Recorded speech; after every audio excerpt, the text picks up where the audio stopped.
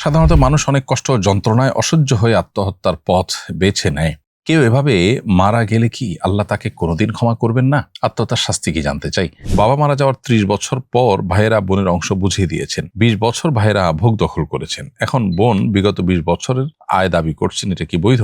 অনেক গর্ভবতী মহিলা রাতে ঘর হতে বের হওয়ার সময় জিনের আসর হতে রক্ষা পাওয়ার জন্য হাতে আগুন, ম্যাচ কিংবা লোহা জাতীয় জিনিস নিয়ে বের হন। এটা আমাদের এলাকায় খুব প্রচলিত। এটা কি শরীয়ত সম্মত? আমি বিভিন্ন টিউটর নিয়োগ দিয়ে থাকি। টিচারদের সাথে এভাবে চুক্তি করি যে টিউশনের প্রথম মাসের বেতনের ৫০% টাকা আমাকে দিয়ে দিতে হবে। এটা কি জায়েজ হচ্ছে? সাধারণত মানুষ অনেক কষ্ট ও যন্ত্রণায় অসহ্য হয়ে আত্মহত্যার পথ বেছে নেয়। কেউ এভাবে মারা গেলে কি আল্লাহ তাকে কোনোদিন ক্ষমা করবেন না? আত্মহত্যার শাস্তি কি জানতে চাই। আত্মহত্যার শাস্তি তো অত্যন্ত ভয়াবহ। নবী করিম সাল্লাল্লাহু আলাইহি ওয়াসাল্লাম চিরস্থায়ী জাহান্নামের কথা বলেছেন। বিশেষ করে হাদিসের ব্যাখ্যা মুহাদ্দিসরা বলেছেন, কেউ যদি আত্মহত্যা করাকে তার রাইট মনে করে, এটাকে কোনো অপরাধ মনে না করে, তাহলে সেক্ষেত্রে এটা চিরস্থায়ী জাহান্নামে যাওয়ার কারণ হতে পারে। আর এমনিতেও নবী করিম সাল্লাল্লাহু আলাইহি ওয়াসাল্লাম আত্মহত্যাকারী ব্যক্তির ঠিকানা জাহান্নাম বলেছেন। যে যেভাবে আত্মহত্যা করবে তাকে সেইভাবে কিয়ামতের ময়দানে শাস্তি দিতে থাকা হবে, কিন্তু তার মৃত্যু হবে না, শুধু কষ্ট হবে। আল্লাহ মাফ করুন। এই জন্য কোনো ইমানদার কখনো আত্মহত্যা করতে পারেন না। কষ্ট এবং যন্ত্রণা যত অসহনীয় হোক না কেন, ইমানদার সর্বোচ্চ সবরের পরাকাষ্ঠা প্রদর্শন করবেন। যে কোনো কষ্ট মৃত্যুর মাধ্যমে তার পরিসমাপ্তি ঘটে যায়। বিধায় সর্বোচ্চ স্ট্রাগল করে হলেও আপনাকে সবর এবং ধৈর্য ধারণ করতে হবে।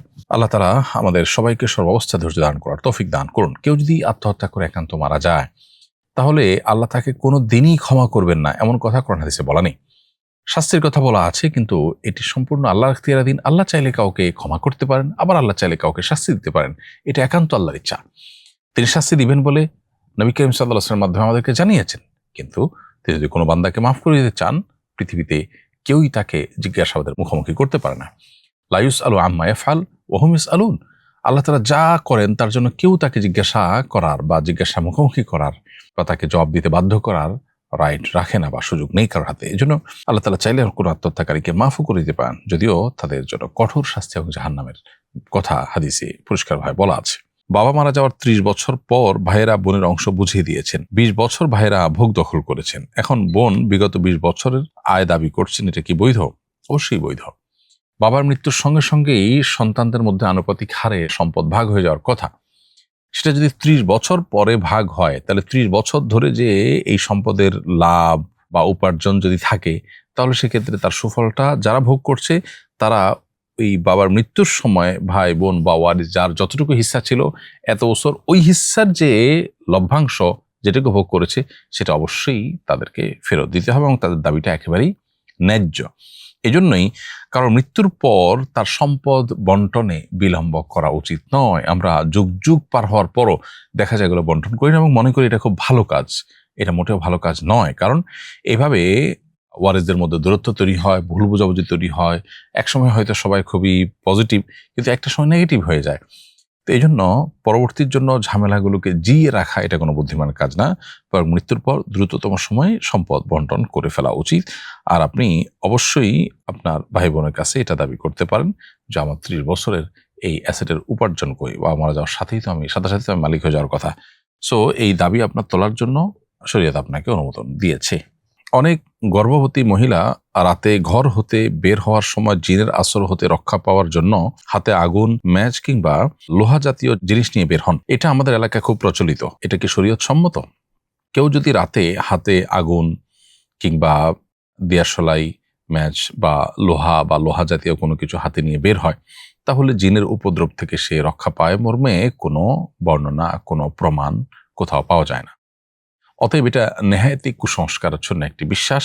একজন ইমানদার কখনো কোনো ভিত্তিহীন এবং কুসংস্কারাচ্ছন্ন বিশ্বাসী হতে পারেন না।